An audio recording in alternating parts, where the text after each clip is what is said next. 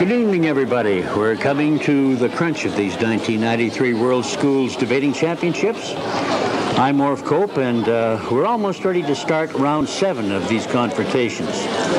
In this presentation, we will bring you the paragons of controversy from New Zealand and Canada. New Zealand, who are last year's champions, are making a bid for the prize this year as well, and it looks as though that they're coming a long, long way again. Now, just to digress slightly, you will want to attend these debates tomorrow in particular when we begin the quarterfinals. They take place at 8:30. That's 8:30 in the morning in the Medicine Hat College Theater. And there's room for approximately 500 people there, so be sure you attend because it'll be well worth your while. I can assure you that after following most of these presentations that you won't be disappointed. These young men and women will astound you. Well, let me change that. They will not astound you. They will amaze you and astonish you and almost mystify you because of their wonderful talent, their ability, their knowledge. And you know, there's a library of knowledge stored in every one of their brains. They're just almost too difficult to explain. Also tomorrow at 11:30 in the college cafeteria, impromptu fun speeches will take place. Then at 5 o'clock tomorrow afternoon, we head to City Hall, council chambers, for the semifinals, and you'll want to take that in. And as usual, as was the case in the last debate, with me will be Mike Seitz, who is the debating instructor at the Medicine Hat High. He'll be the expert, and I'll be sort of part of the audience who will be asking what I hope will be pertinent questions. At this particular point, I do not have the topic, nor do I have the debaters who will be taking place. We hope that, they're just putting it up now, and it looks as though Team Canada will be the proposers, Team New Zealand will be the opposers. The debaters, I haven't seen as yet, but we'll probably get them for you as time goes on. So stand by, folks. We're just about ready to start these championship debates with Canada and New Zealand. And they're both looking forward, of course, to a winning verdict. So just stand by and we'll be with you shortly.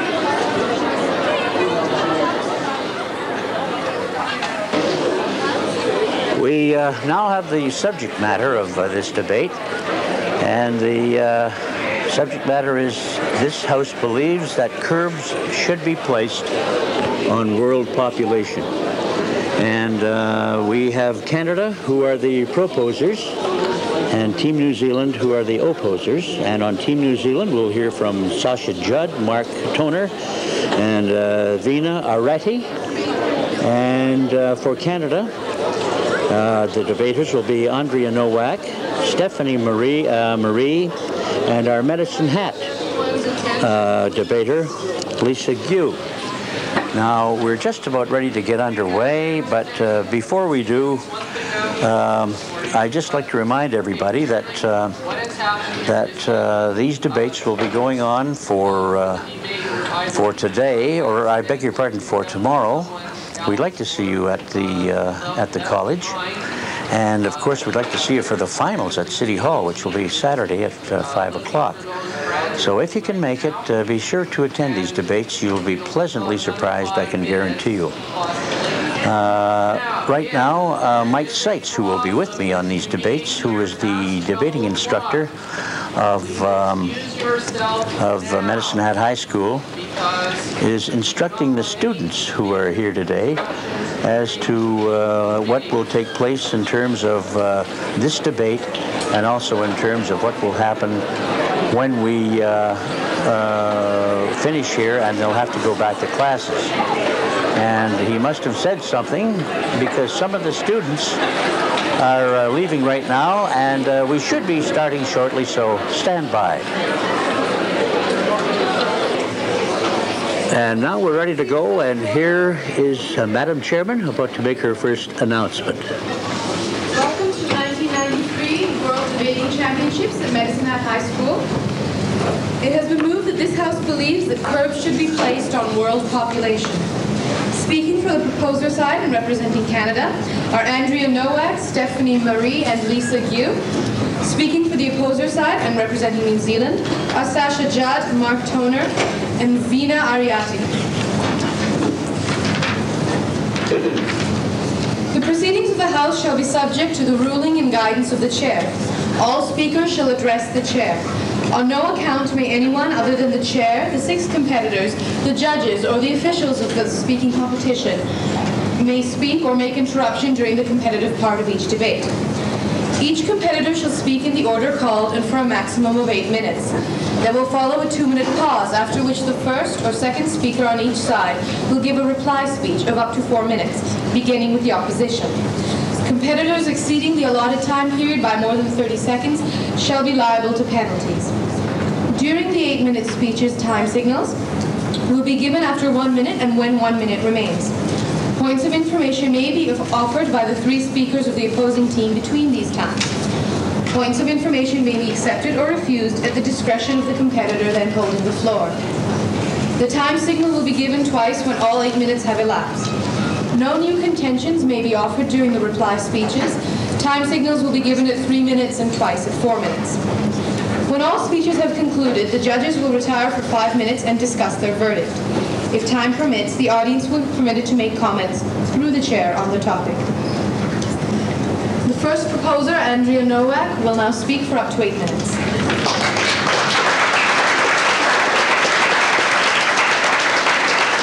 Thank you, Madam Chairperson. Madam Chairperson, imagine we have a test tube in front of us. And in this test tube, we have 2 happy little cells. And every 4 seconds, these 2 cells divide, thus creating 4 cells. And then these 4 cells divide, thus creating twice as many cells as there were before, until this continues and continues until the test tube is half full with cells. Now, if one of these cells were to turn to the other cell and say, "Hey, Fred, this test tube is getting pretty full. I think we're going to die pretty soon," it is logical to assume that the other cells would laugh and snicker. They would say, "This test tube is only half full. There's plenty of room in this test tube. We're not going to die." But what these cells don't realize is that in less than 8 seconds, all the cells in the test tube will divide, thus filling the test tube to the brim. Madam Chairperson, this is the situation that the globe is facing today. In 1992, 40% of the average population of less than developed countries was under 15 years of age. What this means is that they were under their prime reproductive years. When these children grow older, they will make an astounding contribution to the birth rate. Curbs must be placed on world population. We define this motion as strategic reductions of the global human birth rate. And here a careful point must be made clear. The resolution today reads, "This House believes that curbs should be placed on world population." You will note that the term curb is plural. What this means is that there is not one blanket policy for the entire nation. This means that governments of each individual country will have to decide on the curb that is beneficiary to their culture. They will have to decide on curbs which are appropriate and sensitive to their own nation. Population control is an integral part of our survival. We would like to stress that it is not the only step, but it is an integral step and must be a primary one. As the first speaker of the proposition, I will, number 1, establish the need for change. Number 2, establish curbs as a necessary and effective solution. Curbs must be placed on world population because we need to reduce its impact on the human quality of life and its impact on the environment. First, we must study the influence on the human population of life. Overpopulation has a great impact on public health. It results in the pollution of waters. For example, among urban poor, 65% of the population do not have access to tap water, and 60% don't have access to toilets. This is directly linked to overpopulation. Overpopulation also leads to health epidemics and disease vulnerability. For example, the Lassa fever in Nigeria. The Lassa fever sprung up in a village called Lassa. It began in a village which was overpopulated, a village where the people did not have access to the proper sanitary facilities. It was a direct result of overpopulation of that city. It is also a fact that the more people there are, the less social programs the government can offer. This thus lowers standard of living significantly. Overpopulation is also extremely detrimental to the environment. Overpopulated countries have great difficulty overwhelming basic subsistence levels. Overpopulation condemns them to a perpetual cycle of poverty, and one from which they can never break free. You see, for example, in countries of Africa, the land can't even feed the basic number of people there. Yet when these people continue having more and more children, they overuse the land, and it cannot support all of those people. Excessive human population, overpopulation is also, as I said, detrimental to the environment. It contributes to the destruction of rainforests and the species of animals that live in them. Overpopulation in the Himalayas of Central Asia has led to the disappearance of many trees, which are fundamental to our existence. Also, the escalating demands for food, fuel, wood, and water, and other essential resources force the poor to overcrop, overgraze, and to overcut land, or to migrate into already overpopulated areas. This accelerates degradation of already fragile ecosystems. World population is growing by 92 million annually. This is significant to adding another Mexico City each year. Phil Ehrlich said it well when he said, quote, we shouldn't delude ourselves. It must be stressed that the population bomb will occur at some point or another. The only thing that is left to decide for us is whether we will reduce the human population rate humanely by birth control, or whether we will let Mother Nature do it for us. The human population is influencing our life on the planet. It is influencing our survival as a species. It is influencing the destruction of the environment. The overpopulation can be linked to almost all of the fundamental factors that are threatening our existence today. I, the first speaker, have proved to you that there is a definite need for change. I've also proved to you that overpopulation leads to environmental damage and leads to the lessening of the quality of life. The second speaker, Stephanie, will tell you what kinds of curbs must be placed on overpopulation. I yield. I put it to you that research has shown if you wiped out the entire third world, Ms. Speaker, that you would still have the problem with the rainforest because it is consumption in the first world that is cutting down those rainforests, not the people who live here. I would agree with that point, yet it also must be stressed that overpopulation perpetuates the destruction of the environment. And although it cannot be said that it is the only cause, it can be said that the overpopulation of certain areas leads to excessive destruction of trees and rainforests. To continue, the second proposer will tell you what kinds of curbs must be placed on global population and how a nation can decide for itself what kind of curbs they would like to place. This brings up the point that a nation can decide what kinds of curbs they would like to place on the population so that those curbs can be sensitive to their own cultural values. We would like to stress that these curbs shall not be forced upon nations, but that nations will decide the course of action they would like to take for themselves. The third speaker of the proposition will explain to you the benefits of these curbs and will expand on the necessity for doing so.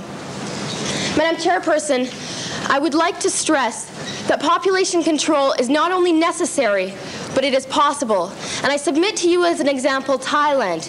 You see, in the 1970s, Thailand was very, very overpopulated, and the government decided to implement a very strong program. And the thing that is notable about this program is that the government did not force people. The government reduced its population by persuasion and education, and this is exactly what we are suggesting today. We must stop overpopulation. It is destructive, and it must be stopped before Mother Nature does it for us. Thank you.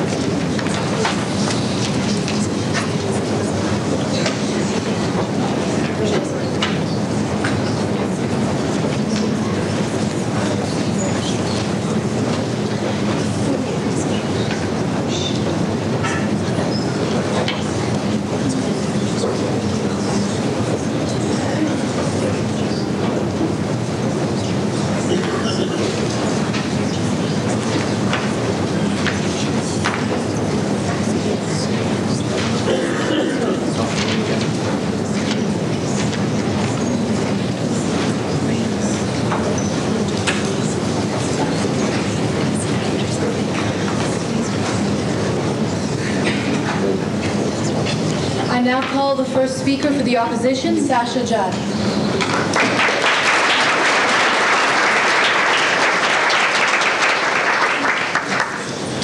Madam Chair, ladies and gentlemen, I would like to first quote from William Pitt, who lived between the years of 1759 and 1806. Necessity, he said, is the plea for every infringement of human freedom. It is the argument of tyrants, and it is the creed of slaves. Ladies and gentlemen, today the affirming team has got up here and they have proposed strategic reductions, appropriate and sensitive and varying from culture to culture. And the words that we are grabbing hold of today was mentioned in the last sentence of the first affirmative speech. She said persuasion and education. Well, ladies and gentlemen, today on the negative, we have three problems with the affirmative team's case. The first is the way they have defined this motion. The second is the analysis of the problem. And the third are the proposals that they are suggesting will solve this problem. So let's begin with the definition. Ladies and gentlemen, a curb is a restraint. It is something which restricts you. And this is something that I want you to remember very carefully throughout this entire debate, because curbs are indeed restraints. And the qualification for this we can find within the motion itself, because the next words are placed on.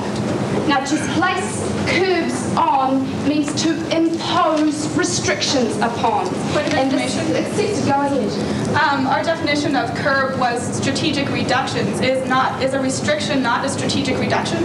We'll accept that a strategic reduction could be accepted as a restraint, but not if that restraint is simply persuasion and education, because we on the negative do not believe that persuasion and education restrains the people of the world in any way whatsoever. So let's have a look at how the affirmative team are running away from this debate today. Declined. What the affirmative team have to show you today is that curbs should be imposed on the people of the world, and that they should be restrained from reproducing in some way to keep population levels down. So let's have a look at the measures that they advocated. Education. We're yet to hear from the second speaker. Declined. We're yet to hear from the second speaker what their means are going to be. But let's take persuasion and education for a starting point. Because, ladies and gentlemen, there's a basic problem with persuasion and education being a curb. And that's this. If you educate someone, you are liberating them. Why? Because you're giving them a choice. And if you liberate someone, then you are not restraining them. And this is the clear-cut decision that you are going to have to make today.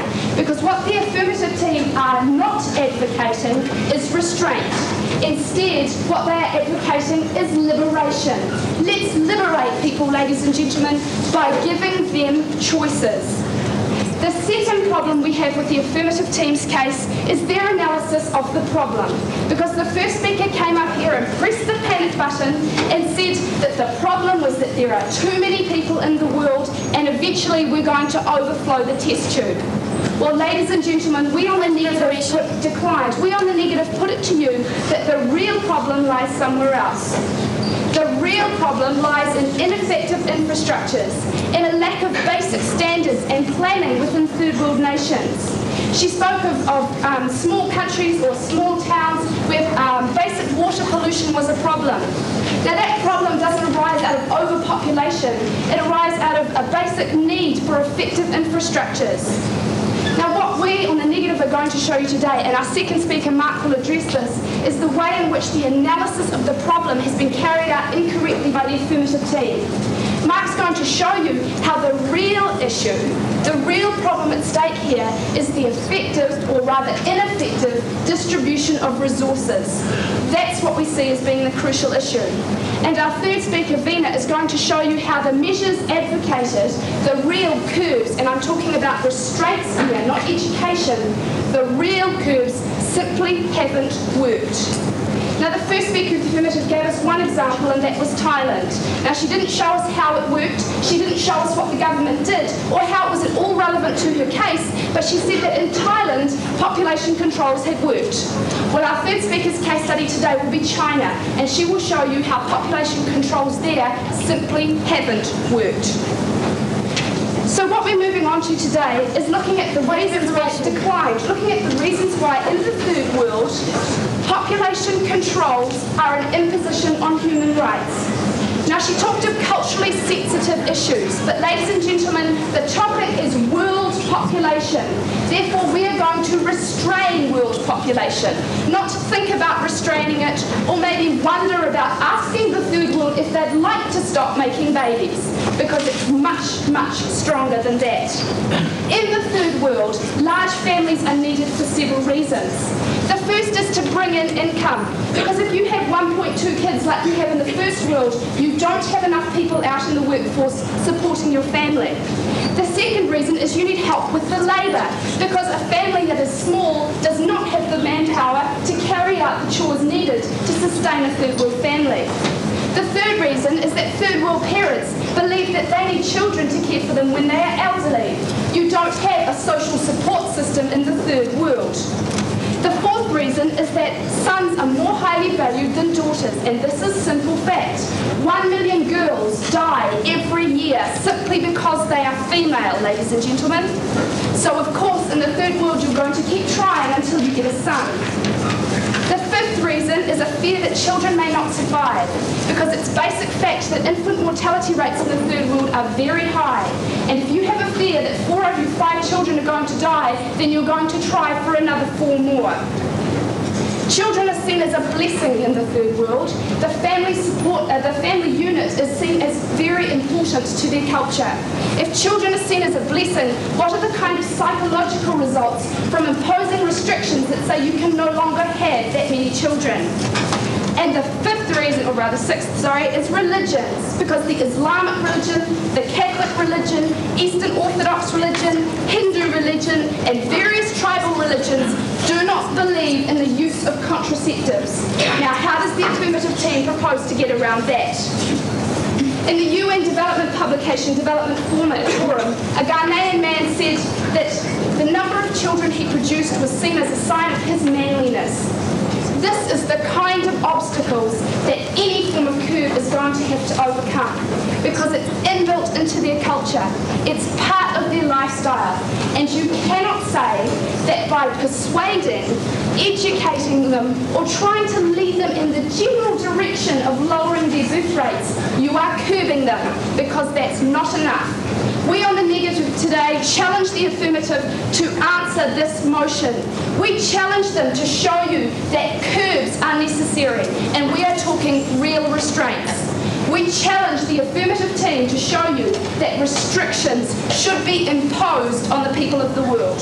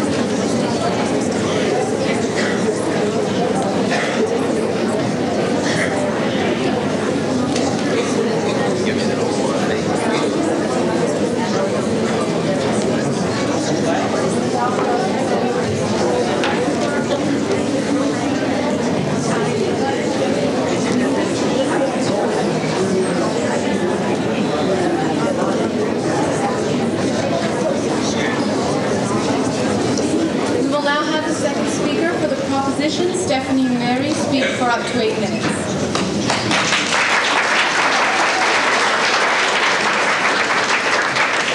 Now, Madam Chair, the opposition today has challenged us to prove why curbs are necessary, and we will do that. Now, one of the first sentences uttered by the proposition was that the point of introducing curbs is to reduce our impact on the earth and to ensure our continued survival. This is our main purpose. Now, the first member of the proposition showed that there is a negative impact on the environment and that there is an impact on the quality of human life due to overpopulation. This was adequately explained through examples and through statistics by the first member of the proposition. Now, today, the opposition has given you 3 main arguments why they oppose our resolution, and the proposition will show you why these arguments do not stand. Primarily, they have begun by challenging our definition. Now, if perhaps the first member of the opposition had answered more points of information, it would have become a little clearer earlier in her speech exactly what we mean by our definition and why she did not need to waste her speech as she did. Now, to curb, they suggest, means to restrain. And indeed, a restriction or a restraint is a reduction. Now, a restraint means to hold back, to keep people back. How can you keep people back? You can keep people back by convincing them to stay back. It is ineffective, Madam Chair. It is ineffective to force people to impose ways on them if they are not convinced themselves that this is the way to go about it. Now, the opposition would suggest to you that we need to restrain and we need to impose. We need to restrict people. We need to tell them exactly how it is. The proposition suggests that this method is ineffective, and that is why we will show that our methods, our curbs, are effective. Now, the opposition said that they will discuss China. And we agree that the example of China shows that the methods that they used were not effective in curbing population and not effective in placing curbs on world population. And the reason, Madam Chair, is because there was force used, because it was an imposition, because the people were not convinced themselves. Now, the example of Thailand, given by the first member of the proposition, illustrates a success story. Now, one of the things that was done in Thailand is that as the government educated the women, they also worked on raising the equality status between men and women.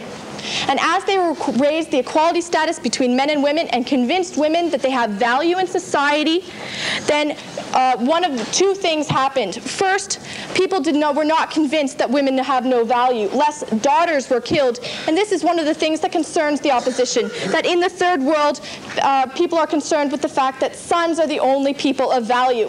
Thailand, using the methods that they used in convincing people, persuading, promoting, and encouraging, using these methods, they were able to convince people to make the decisions themselves. Point of information. Yes. I put it to you that Thailand is one example, and for every example that you hit, for your one example, we can point to hundreds of countries, hundreds of places around the world where these infrastructures have failed miserably. Now, the reason that these infrastructures have failed miserably, we point out, is because of force, because of imposition.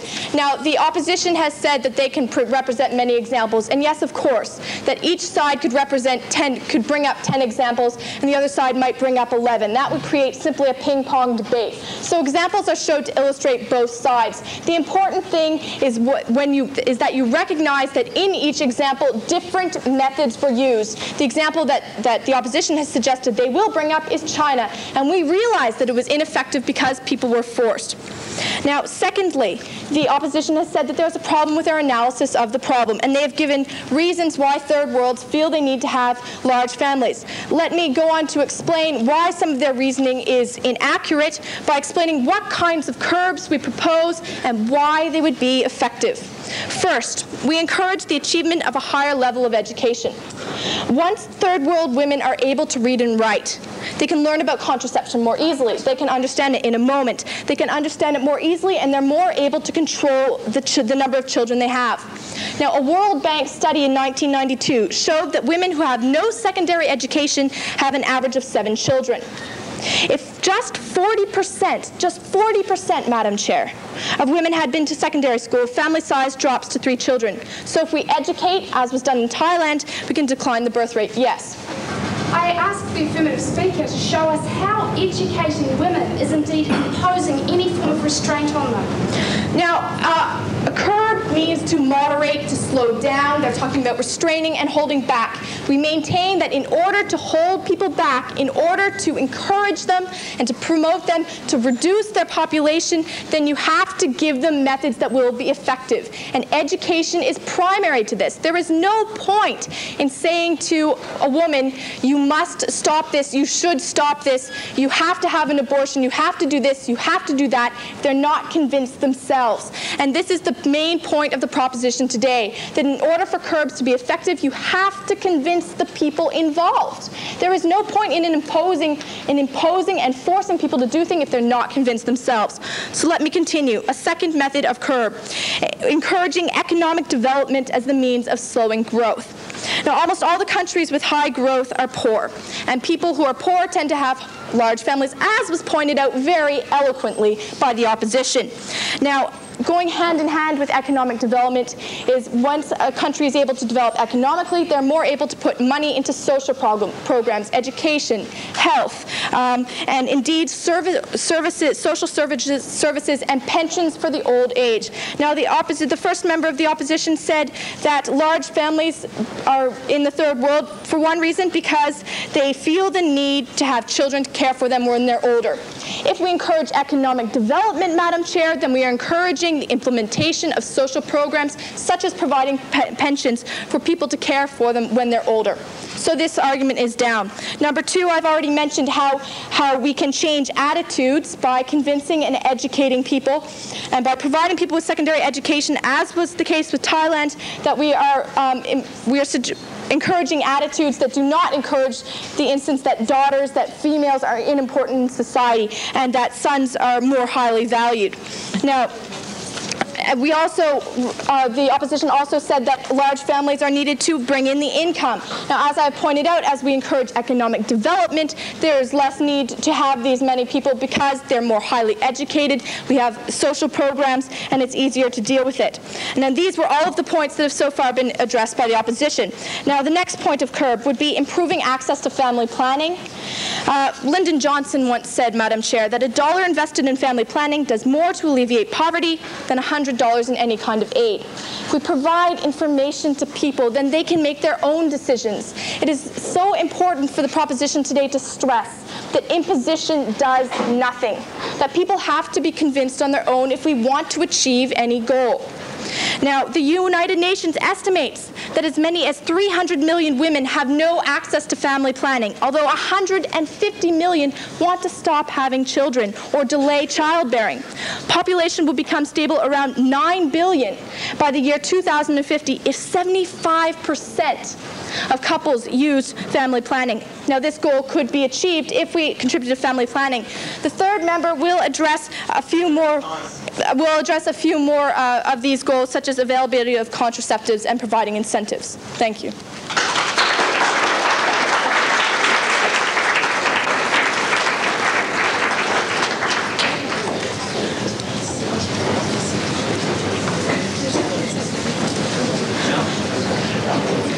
Yep.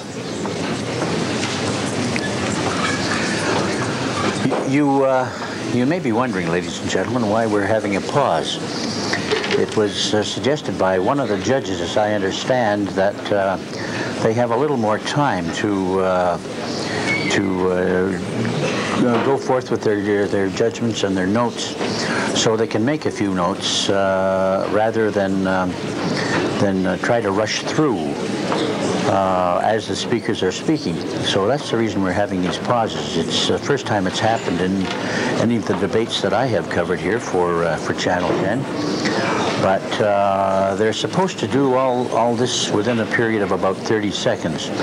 The last pause, I think, was somewhere around 2.5 minutes, which was a little long. But I think from here on in, as I am told, the person in charge of this particular debate is requesting that the judges take less time and that we can get on with the debate as such.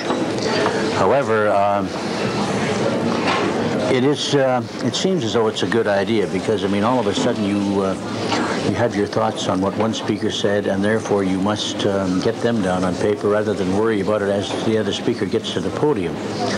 So I would assume that these pauses will be necessary in this particular debate, although, as I say, it's not happened before, as far as I can recollect.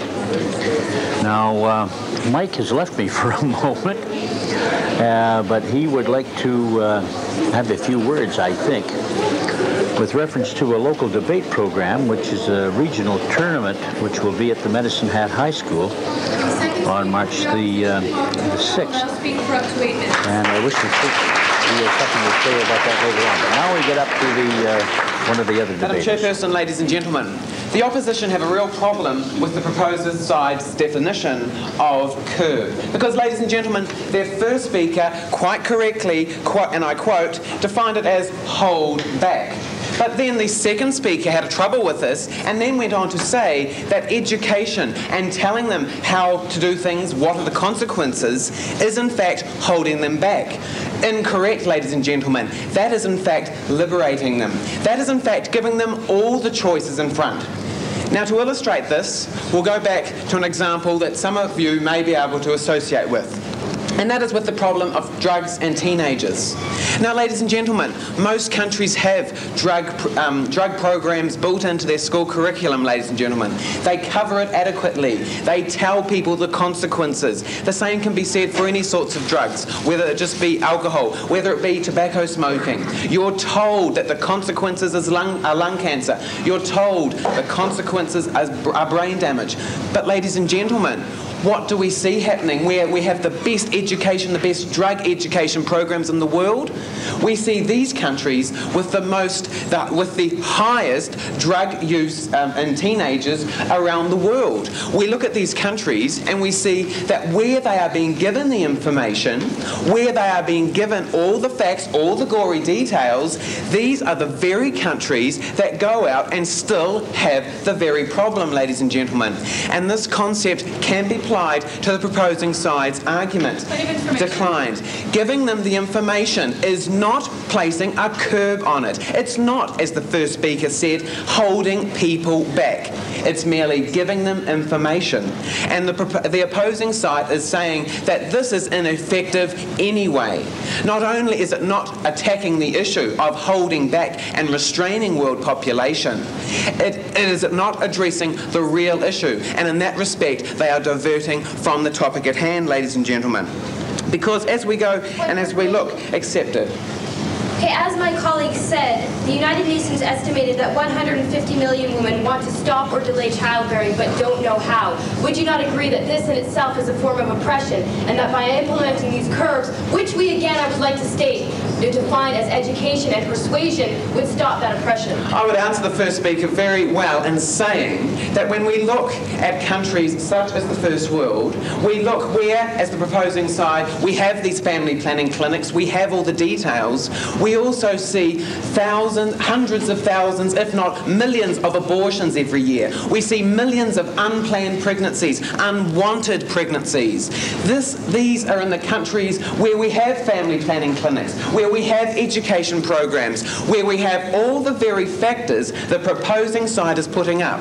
Yet there is still a problem with decline, with unwanted pregnancies. There is still a problem with women that still are getting pregnant who do not want to be. So there we see another hole in the affirming side's case, where the factors they are putting in place will not necessarily be effective.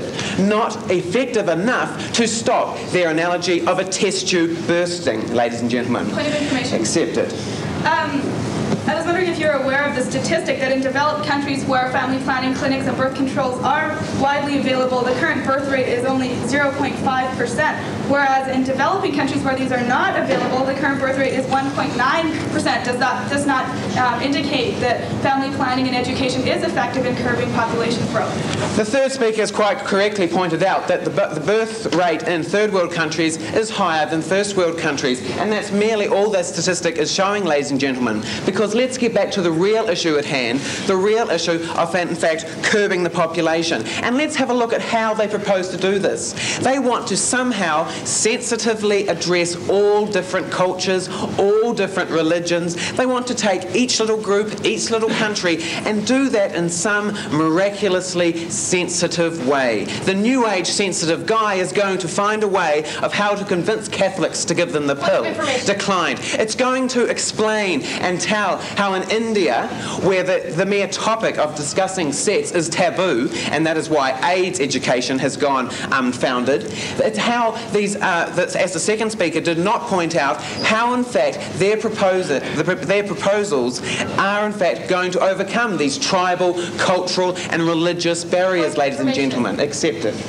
Now you're stating this big Catholic problem. Are you aware that the majority of Catholics in the industrial world pay little attention to the Church's official ban on all practices of birth control? And one must only look at the statistic that says Catholic Italy at present has the smallest average completed family size, which is 1.3 children per couple of any nation. I'm not particularly concerned with how many people are heavily involved in the Catholic Church, yet if there are still people who do believe in the Catholic, there are a number of people who do believe in the Catholic, there are still people who believe you will burn in hell if you use contraceptives. You still have to overcome that group in society, ladies and gentlemen, and that is not what the proposing side is addressing. Because they only insinuated that raising economic levels will in fact bring them down. But they forgot to point out that by increasing the population, by increasing standards in the third world, not only leads to increased consumption. Again, as we raise the standard of living in third worlds, as they propose to do, we are again attacking the growth and the consumption of world consumption. And this is a factor that the first speaker pointed out, ladies and gentlemen. Because as we increase the social insecurity of people, we find that this in fact leads and does not overcome traditional and cultural barriers. But let's have a look, ladies and gentlemen, at what in fact is let's have a look at their analogy of population. Because is it not a fact that the population explosion is merely a consequence of the world not being able to adequately distribute its resources? The first world and the world as a whole has enough resources to feed and adequately house 14 billion people. But ladies and gentlemen, the problem lies that we are not getting our butter mountains, we're not getting our wheat mountains, we're not getting the necessary food, the surplus food in the first world to the third world. Ladies and gentlemen, if that test tube is able to support the culture, if that test tube has the resources, has the technology to in fact support that culture, that population explosion isn't necessarily the real problem. The real problem is addressing how we are to adequately support all of those cells in that test tube. Because if that test tube is capable, we have to find declined. We're in the last minute. And ladies and gentlemen, as we look at the food, the distribution of food, and Somalia is a classic example, where Somalia wasn't able to support itself. It was the food wasn't able to get to the people. And ladies and gentlemen, there we get to the root problem. There we get to the real problem, the uneven use of resources. The resources in this world are quite capable of supporting the world. But if the affirming team are not prepared to address how in fact it is human beings, how it is in fact the structure of getting these resources to the people, but rather looking at the consequence, pushing out the population bomb and saying this is the problem. The opposing side are saying that the curbs that the affirming side are proposing are not enough. They are not adequately addressing the real problem, ladies and gentlemen. The real problem does not lie in merely educating. The real problem is actually putting on those curbs.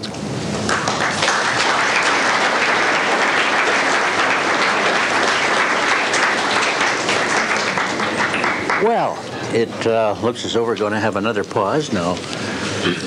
Mike, just how long that pause will be, I have no idea, but perhaps you wanted to get something in. I mentioned it briefly about your local debate program. Possibly you could do that now so the people who are watching us this evening can get an idea of what you have in mind. Well, I know that watching all of these young people from all over the world who've come to Medicine Hat to debate is really interesting. But people shouldn't forget that we have our own debate program here in Alberta, and there are many young people in Medicine Hat who are involved in that program and who have been over the years.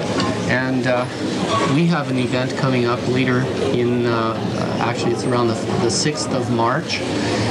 It's our regional debate tournament, which is part of our local debate program. It will be held here at Medicine Hat High School. The public is welcome to come in and watch debates on that day as well. And also, we are always interested in finding new people in the community who are interested in helping us by judging debate. So if anyone out there is interested in judging, just give me a call at Medicine Hat High School, and I'll see if I can fit you in on March the 6th. Excellent. So, but folks, there's a challenge for you. You want to be a judge? Phone Mike. Thanks. Now we have Medicine Hat's debater coming up, Alicia Dew. Madam Speaker, ladies and gentlemen, the opposition stands before us today and wishes us to define curbs as definite restrictions on human population. They contend that it is our responsibility to say that all men should have a vasectomy after the age of 21. Ladies and gentlemen, obviously this type of curb on a human population would be ineffective, and as they have pointed out, it has not been effective in cases such as China. Therefore, for any reasonable debate on this resolution, the affirmative has proven that curbs should be defined as a strategic limitation in population and birth growth and birth rates. Now, ladies and gentlemen, the opposition's main problem with this definition of curb is that it is a liberation of people. This is one of the great benefits of population control, ladies and gentlemen. Curbs on population will liberate people. And indeed, this is one of the benefits which I will be discussing later.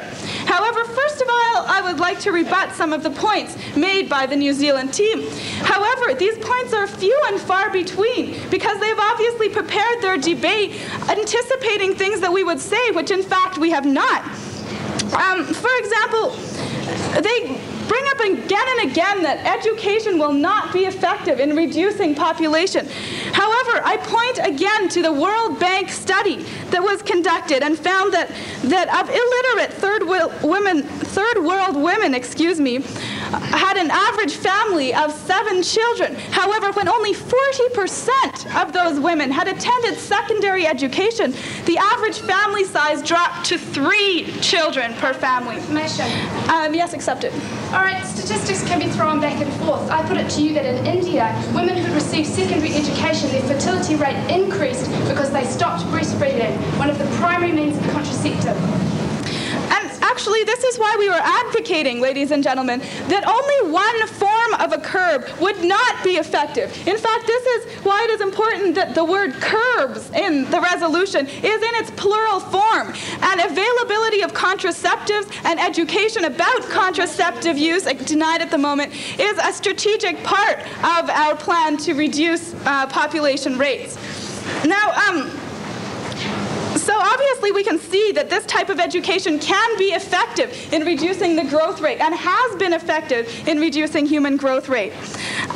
Now we have brought up this kind of statistic and the opposition has countered with, and I quote, all that our statistics point out to is that the birth rates are lowered with in education. Now, ladies and gentlemen, this is exactly what our definition stated. Our definition of curbs on world population was to strategically reduce the global human birth rate. So if our statistics point to the fact that education lowers this rate, then obviously we are fulfilling the resolution. Now, opposition seems to have missed our main point, that the means of reducing the population would be sensitive, would be applied within national boundaries to ensure that cultural values are upkept. Yet over and over again, both speakers on the opposition have mentioned that Catholics may not be in support of contraceptive methods. Well, despite the fact that in most heavily Catholic area in this world, contraceptive use is quite high, we would point out that there are other methods of contraception. There are other methods of birth control that can be implemented in this area. This is why it is vital that we should be sensitive to the cultural values and that we do not have a blanket policy of reducing world population, yet it is left up to the individual countries who better know the values and better understand the values of their people. Now, ladies and gentlemen, the opposition contends that population crisis is not the cause of all the world's problems today. Rather, it is the distribution of resources. Now, they have brought up the point that currently the first world consumes more than its fair share of the world's resources. And in fact, a statistic they said was that the resources found in the first world could, I believe, feed 14 million people. Ladies and gentlemen, what happens when our population exceeds 14 billion people? The fact that there right now are surpluses does not guarantee that forever there will be. Let us go back to the example of the cells in the test tube, ladies and gentlemen. Perhaps when the test tube is only half full, it would be possible for the cells to move out a little bit and each have a little bit more space. Yet in that 4 seconds later, when the population has doubled and there is no longer any room left in the test tube, redistribution of resources cannot be realized. There simply are not enough resources to go around. And this is a point that is quite obvious, I believe. However, we would like to point out that we are not advocating population control as the sole method, the sole thing that needs to be done to solve all our world problems. Yes, we agree that overconsumption is at the moment a problem and that something should be done about that. Yes, we agree that rainforests are being burnt down and that is a problem and something should be done about that. However, we contend that one of the roots of these problems is population growth, and population growth must be curbed to solve many of these problems. For example, so it seems, ladies and gentlemen, that we have established a need to reduce the population. And in fact, the opposition has failed to counter with this need. They have not stated any reasons against our examples brought up by our first speaker why population curbs are necessary. Their main point has been that population force to impose world population curbs is not effective. So, ladies and gentlemen, since we agree that population curbs are necessary, our only option is to implement them in the way that we have suggested, being sensitive, being appropriate to cultural values, and this is what we propose. Ladies and gentlemen, there will be several benefits to curbing world population. We must curb world population growth in order to reduce the human impact on this world. Now, this is an impact, firstly, on the natural environment, ladies and gentlemen. Despite the fact that there is some mismanagement of resources, also it is a fact that the more people we have to feed, the more forests must be burnt down to provide agricultural land. The more land must be used to provide agricultural sustenance, and the less land is available per person. The impact on our environment goes well beyond simple burning down of forests. We are running out of resources. We are threatening other species. Also, ladies and gentlemen, there is an impact on the human quality of life, the impact on human health, the impact on economic factors.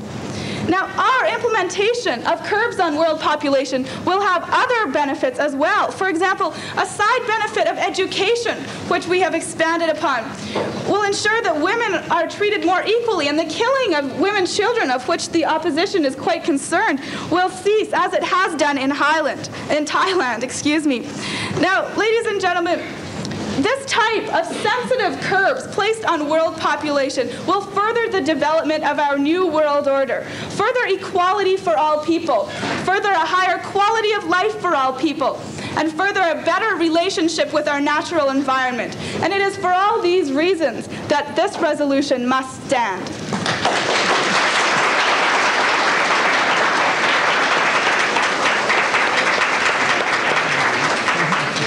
There will now be a 2-minute break for the preparation of the reply speeches. I've got to speak. Oh, I'm so sorry. I'd like to introduce the third speaker for the opposition, Veena Ariati. She'll now speak for up to 8 minutes.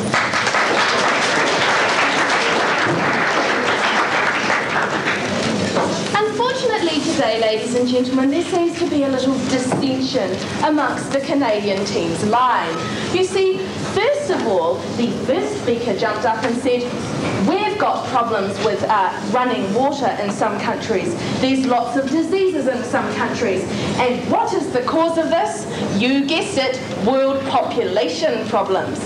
But then Miss Third Speaker thought that she would get up and admit that no, population wasn't exactly the problem, it was also consumption, thereby dropping her first speaker's line and running way out into the distance. Well, unfortunately, contradiction is not a good thing to do within a debate, ladies and gentlemen, but it seemed to be the flavour of the day, because it didn't stop there. Let's move along to the definition. And according to my count, there seemed to be 3 of them. It started off with first speaker defining it as a gradual reduction. Well, isn't that quaint, ladies and gentlemen? Point of information. Can you just let me finish off your contradictions? What we had here was, a gradual reduction. Well, as we have found in a funny little thing called the Oxford Dictionary, a curb is a restraint. Somehow, the gradual reduction just didn't hang. But their second speaker found this flaw just about the same time as I did. So she jumped up and began to say, firstly, no, it's moderating people. Okay, but let's not stop contradicting there, folks. Once you're on a roll, you might as well really go for it. Because they did. Because within that same sentence, she turned around and said, yes, we'll moderate people and we'll hold them back. Well, ladies and gentlemen, I hardly call holding a person back moderating. Actually, it's more like a restraint, that old-fashioned R word that is heavily associated with curbs. Point of information. Yes, accepted. In educated countries, the birth rate is low. In uneducated countries, the birth rate is high. Does education then not significantly curb population? I posit to you, ladies and gentlemen, that we've had a lot of toing and froing of education, of raising incomes, of family planning, and isn't that lovely? But when I am educated, I don't feel somehow oppressed or restrained. When I am being given family planning advice, I don't feel like there are all these eyes watching me, telling me what to do. When I am being told that I too can have a higher standard of living, I don't feel like those people in the first world are trying to get me this time, aren't they? No, I feel liberated. I do not feel restrained. Point of information? Accepted. Well, I would just like to point out that this is one of the major benefits of our implementation of this resolution, that it does liberate people, and that oppression is obviously not our goal on a global level. Okay then, well that is very nice of you to bring that point of information there, because it brings me on to my next contradiction. You see, the problem with your implementations, as we've been saying from the beginning, is they do not restrain. When you place a curb on someone, ladies and gentlemen, when my parents ground me, they do not say, you may go out tonight or you may stay in your bedroom. They say, you are grounded, get in your room and start thinking about your life problems. Ladies and gentlemen, it is an actual restriction on your freedom. And as I have said before, I find it hard to believe that the liberation of people through education is in any way a restraint, although we must try and weave our way through this argument somehow. But you see, it didn't stop there.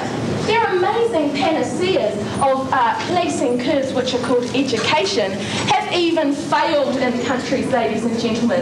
Okay, so we heard of Thailand, and thank goodness for the one example of Thailand, or they would have no examples today, ladies and gentlemen, because right throughout Africa, and rather inconveniently for the proposing team, and most Latin American countries, they have failed miserably by using the old UNICEF line, let's family plan them, let's educate them, let's bring their standard of living higher. And would you like to know why? Because let's take, for example, if you lived in a country where you worshipped Buddha, okay? And Buddha said to you, or even for that example, if you worshipped Jesus. Now Buddha and Jesus say, no, use contraception, burn in hell. As if you are going to stand there and listen to some lefty liberal going, you too can use contraception, when Buddha and God are on this side, decline, they can finish, are going, no, you can burn in hell, but hey, you've still got the choice. And I mean, if I'm stuck in the middle, it would be so hard to choose, wouldn't it? I mean, short-term planning with condom, eternal death in hell. Ladies and gentlemen, when it has been instilled into you right from a young age that you do not use contraception, it's rather scary to slap your God in the face and say, no, not today, buddy.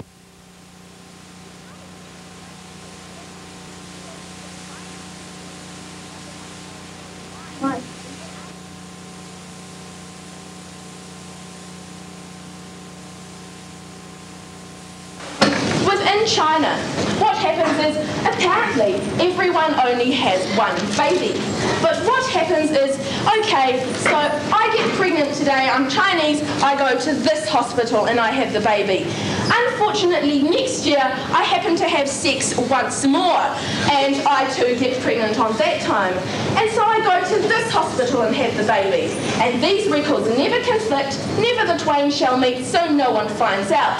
But, unfortunately, I have sex for the third time in my life on the next year, and I have another child. Well, just go to another hospital, have the baby there, once again, never the twain shall meet. But because you see, ladies and gentlemen, this is a very real problem in China. The actual statistics is that every woman has 3 children. So therefore, by restraining people, all they actually do is work their way around your system. Curbs are linked to failing. Even the sort of measures that the proposing team have outlined are also fallible. What we must realise, ladies and gentlemen, is that population is not the problem. They too have sort of admitted it somewhere along the line. We've got to address the real problems before we in the first world start preaching to everybody else.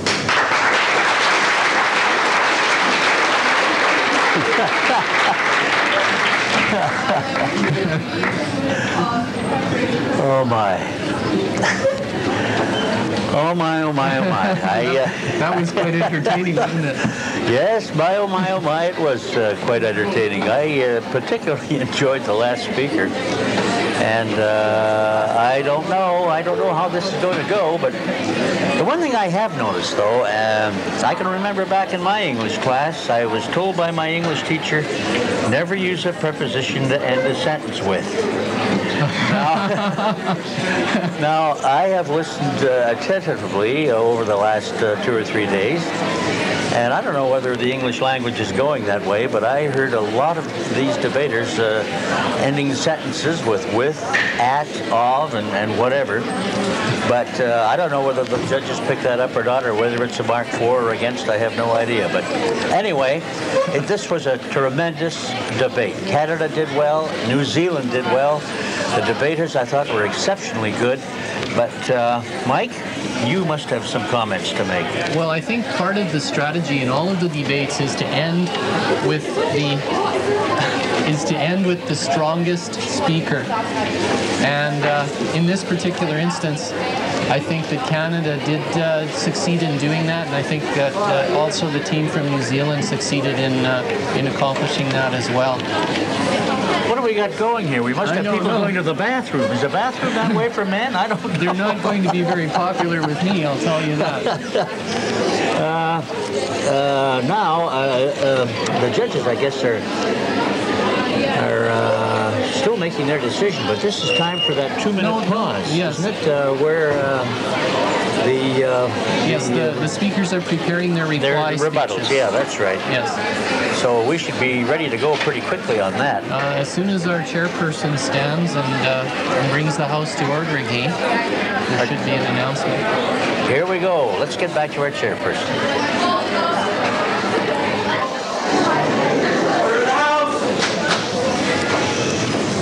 Asha Judd may now deliver the opposing reply speech for up to 4 minutes.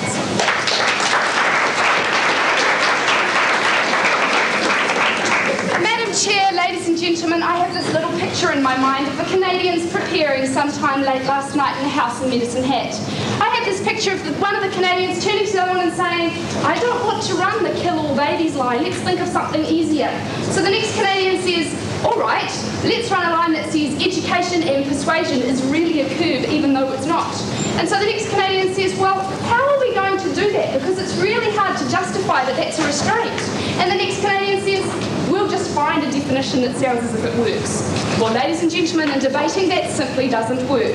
Now, I hate resorting to a dictionary because I think it's really puerile. You define from common sense. But in this instance, I asked the affirming team to show us where in any dictionary on the planet they can find persuasion as being a curb. Because, ladies and gentlemen, a curb, quite clearly, by any definition, is a restraint. So let's have a look at where the team went today. They started with the huge problem that was facing the world, the panic button, the little test tube that was going to explode. What we've shown you is the real issue. Consumption, ladies and gentlemen, ineffective infrastructures, bad planning, and the fact that we don't distribute our resources effectively. Now, their second speaker got up here and she finally told us what these curbs were going to be. Education, she said. I challenge you to show us how educating people is placing any form of restriction upon them, because, ladies and gentlemen, it simply isn't. She said, in her own words, that a restraint was holding people back. Well, that was fine. She agreed with our definition and said that it was restraining, and somehow restraint did fit into what they'd originally said, which was strategic reduction. So then she said education would work, but as we've shown you, education is ineffective. The second one, which they dropped quickly because they realised it didn't work, was economic development. How can developing a country in any way restrain the people of that country, ladies and gentlemen? They haven't shown us that. Then came the real beauty. Family planning. If we put effective family planning structures into third world countries, we will curb the population. Well, ladies and gentlemen, third world nations don't want to use contraception. That's why in nations where it has been made available, it hasn't been used. Why, ladies and gentlemen? Because it goes against all their cultural barriers, it goes against taboos, and it goes against their lifestyle. Now, the third speaker got up and decided to run against the rest of her team and said, no, our definition didn't stand regardless. She said it was her right to define on their team, and she said that strategically reduced was the answer. Well, ladies and gentlemen, strategically reducing something is not even what they are advocating. They've got even less strong than that, because they've come out and said, we're just going to persuade people. How is persuading someone restraining them? That's the question you've seen today. I think she summed it up best in her very cunning point of information. Well, liberation will be a beneficial spin-off, she said. Wrong, ladies and gentlemen. Liberation is what she's advocating. They are not restraining the people of the world in any way, shape or form, because they're giving the people of the world a choice. And when you give someone a choice, you're certainly not curbing them. This debate today was not about whether or not there was a population problem or whether or not what the affirmative team saw as being curbs were. What it was about was whether or not effective restraints should be placed upon world population. And the affirmative team had failed to address this from the beginning. We would have liked a debate today, ladies and gentlemen, but it simply didn't happen. We have not been told why curbs should be placed on. We have not even been shown what real curbs are. And for this reason, ladies and gentlemen, we on the negative showed you that curbs are ineffective, morally unsound, and completely impractical.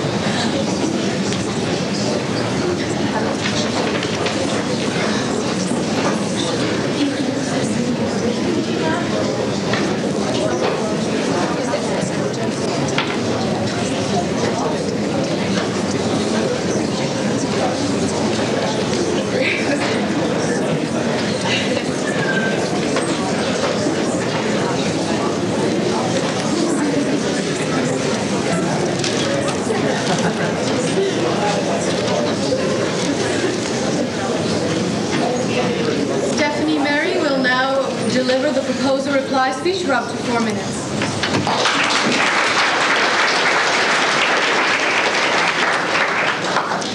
I'm a little surprised today, Madam Chairman, because I think that it seems that the New Zealand team would rather that the Canadians represented themselves as a sex police.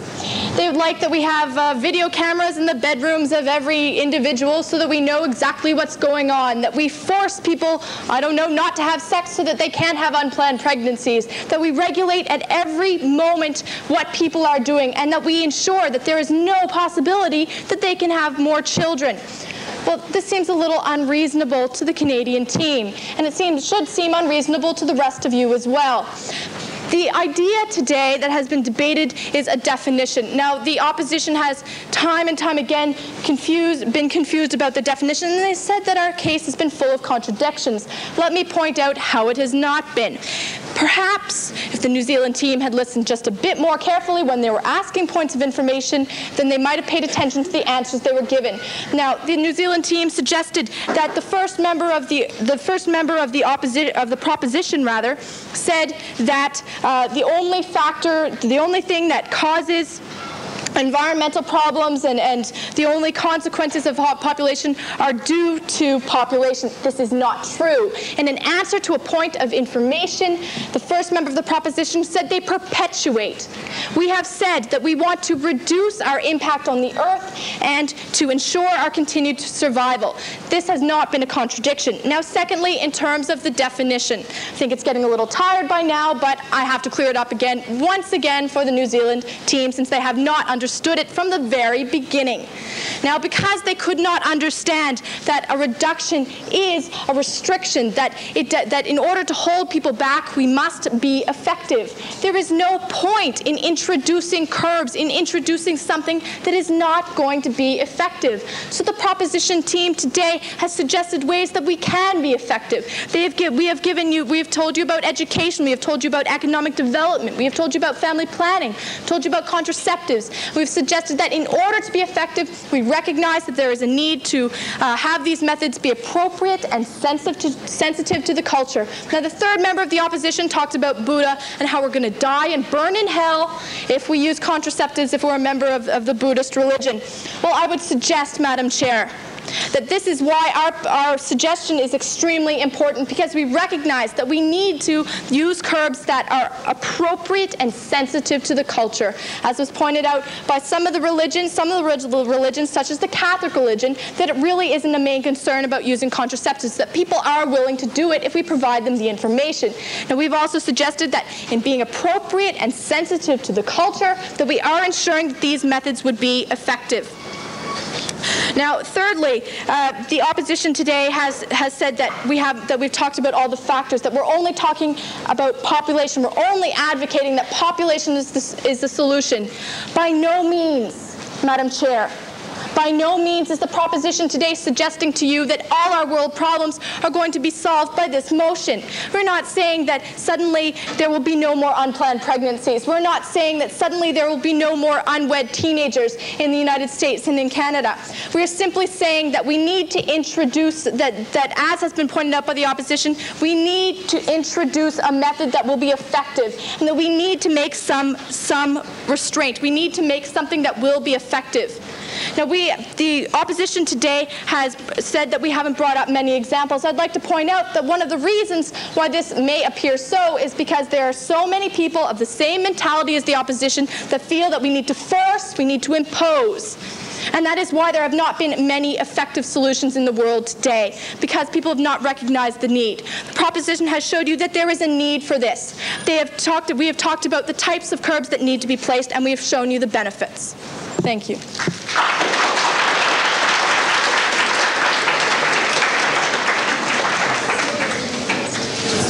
adjudicators will now withdraw for 5 minutes to consider their independent judgments, after which they will return to offer comments to the debaters.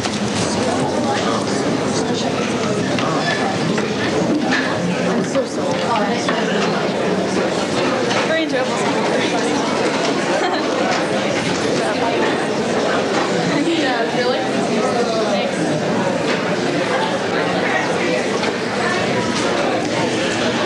Well, that sort of winds up round 7 of these debates. An excellent debate, an excellent rebuttal by both of these teams. But I have a point to make after, Mike, about the difference between, well, you go ahead. You tell me what you think, first of all, in terms of, do you wish to pick a winner? Do you think you know who, if you were judging, what would you say? Well, I think possibly the oratorical skills of the New Zealand team might have an influence on the judges in this debate. I hate to say how much influence that will have. I think that in terms of the arguments, it was quite even on both sides, and even when New Zealand seemed to be making some points, the Canadian team came in with some points of information that caused them to step back a bit and consider what they've been saying. Well, what I was about to say earlier was that I have come to the conclusion by watching these debates, I have noticed that most of the debaters, believe it or not, are those of the feminine attitude or feminine sex, you might say, which, if you lead that down the road a bit, tells me that our debaters, which means our politicians and our world leaders, are going to be the ladies of the world and the women of the world. And I know that there are a lot of people out there who would probably disagree with me, but I think that's the way we're going, Mike. Well, I think you're right, Orv. I think that the number of girls who are in debate is indicative of the growing political involvement of women in the world, around the world generally. And I think your prediction is probably true also. And I think it also shows that as far as debate is concerned, it's in no way a sexist activity, that it doesn't matter what the gender is, it's what you have between your ears that's most important. Yeah, well, like I said, each brain, as far as I'm concerned, is a library of these people, because, I mean, the amount of knowledge that they have stored, the amount of things that they know are of such vast importance and so great that, well, it just amazes me, I mean, how these kids can store all that knowledge in such a short time in their life, if you get what I mean. Yes, it never ceases to amaze me either. I'm always impressed. Even our local debaters, for example, Lisa Gu, who's on the Canadian team. Quite obviously, she is not at any disadvantage when she's compared to any of these other competitors. And our local debaters, by the time they graduate from high school, most of them, or many of them, have reached a level of competence that is quite near this, or even at the same level as this. Well, we've managed to get the results of the standings, rather, after round 6. Now, what you have just heard has been round 7. So round 7 basically has not been completed yet, but at the end of round 6, here's how the standings work. Nobody has a perfect record. So we have a record of 5 wins and 1 loss, and the debaters from these countries have that record. They're from Pakistan, Australia, England, and New Zealand. Record of 4 and 2, 4 wins and 2 losses, Canada and Scotland. And it was Scotland, I believe, who defeated New Zealand. And as a result, that was their one defeat. But for a 3 and 3 record, we have the United States and Wales, 2 and 4 record, Israel and Germany, and a 1 and 5 record, South Africa, Bermuda, and Netherlands. Back to the chair. The debate is open to the House. If you have any questions or comments you'd like to address to the debaters, please raise your hand and address them to me.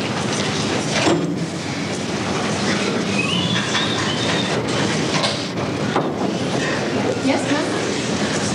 I'm not the Canadian team. Why the emphasis is put on women all the time. Is it a street should like men be educated in birth control and involved in the decisions? Yes, that could be emphasis that men have to learn too, but I think one of the primary reasons is that, as the opposition suggested, that a lot of the emphasis in the third world is that people think you need to have more children because of manliness, and that women aren't considered important. So if you can raise the status of women in third world countries and in other countries to being equal of men, then at least people realize that they are important to the society. that overcome the machismo image of some men, some cultures? Well, in Thailand it did. That's one example. But it was a very, very positive effect. The government now feels that their inequality is almost reached in Thailand, so it's a model that we can look to.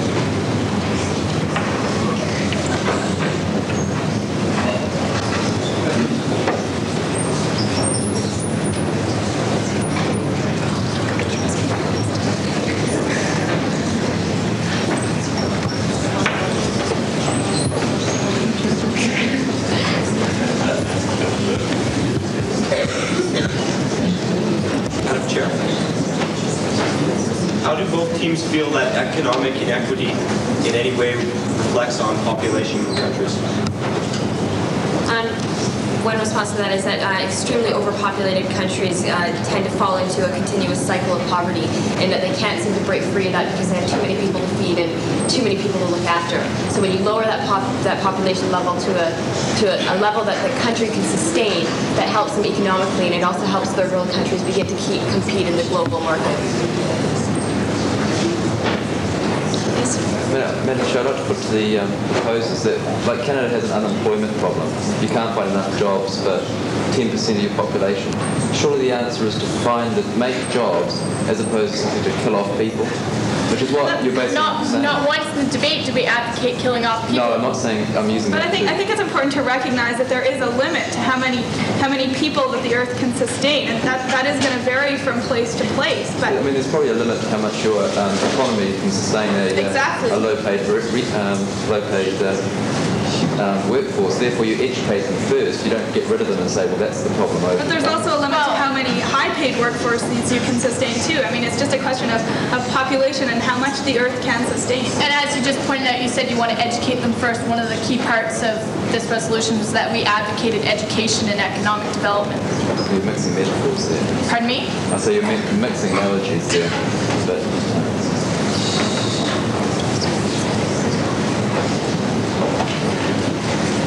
yes? I'd just like to say that it's a known fact that in many third world countries, most women don't know how babies are formed. I think that if they are educated, that it might help. We agree.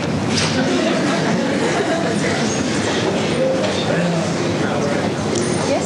Madam Chair, that in our country we have a very difficult and rather regrettable example that 1 in 3 of live births in New Zealand are ex-nuptial.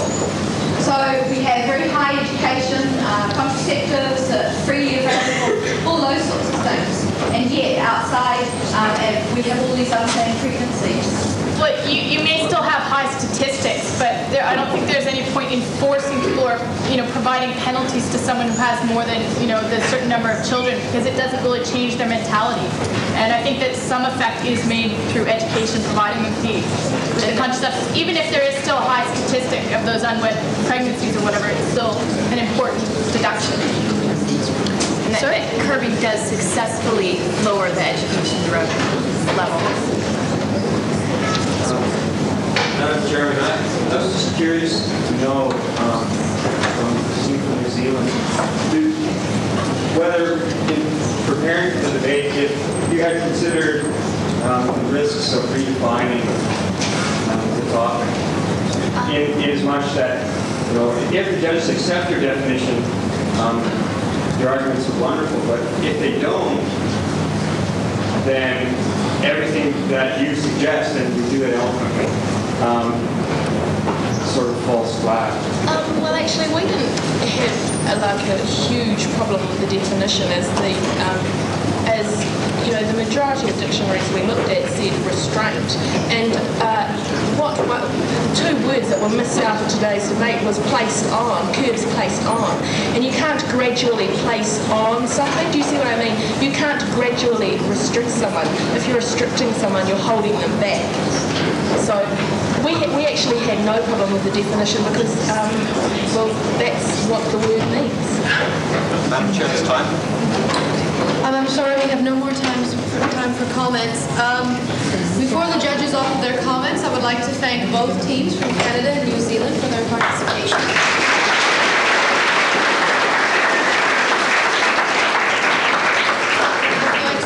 The result of the debate is a majority win in favor favor of the proposers, Team Canada?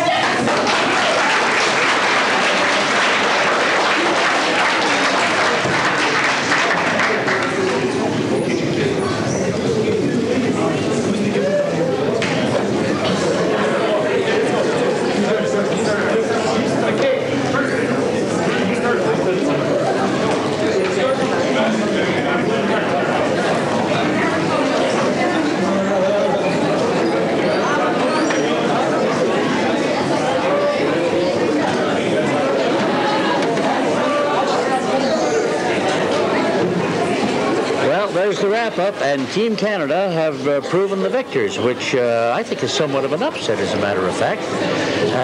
It seems to me as though, well, at least, like, again, what do I know about debates? I thought that New Zealand had put up just a great debate, but in the judge's mind, Canada were the better of the two, so therefore they are the winners.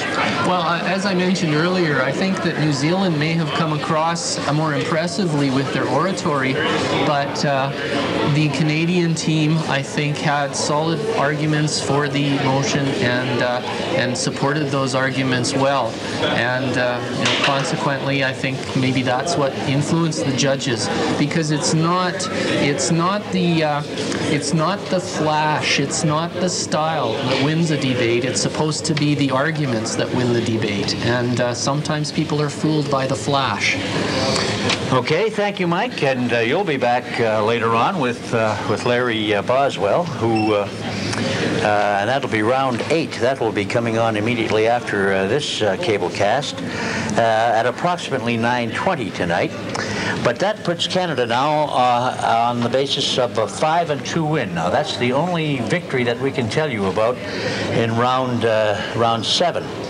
But it puts Canada on an equal now with New Zealand, who are 5-2 as well. So we'll see what happens later on in the day, and of course as we get closer to the quarter and semifinals and the finals. A last word from you, Mike? Well, I just have to say I've thoroughly enjoyed this morning, and the debate has been, as has been the case through the whole tournament, excellent, and I'd encourage anyone who has a chance to come out tomorrow morning to come to Medicine Hat High School and try to find a seat in the Team Teaching Center and watch some debate. Tomorrow morning, I think it'll be at the college. Well, no, tomorrow morning there is actually debate at 4 different venues. There will be debate at Medicine Hat College, here at Medicine Hat High School, at Crescent Heights, and at McCoy. Oh, I beg your pardon. That wasn't on my list, so I'm glad you cleared that up. I didn't know that. Yes. Well, anyway, your next telecast will feature, or cablecast will feature Scotland and the Netherlands. That's according to my schedule. However, they changed it around on us on the first debate. It could be that it may be Pakistan and New Zealand. Who knows what will happen? That's again up to the people who are running this particular session. And we'll be back. Mike will be back along with Larry shortly. So stand by and prepare for some more action with the World Schools debating teams.